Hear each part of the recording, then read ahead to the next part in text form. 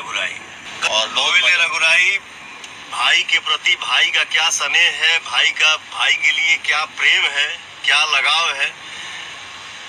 और उम्मीद है कि जब भजन बजी ना भैया कि भजन आप सबके पसंद आई।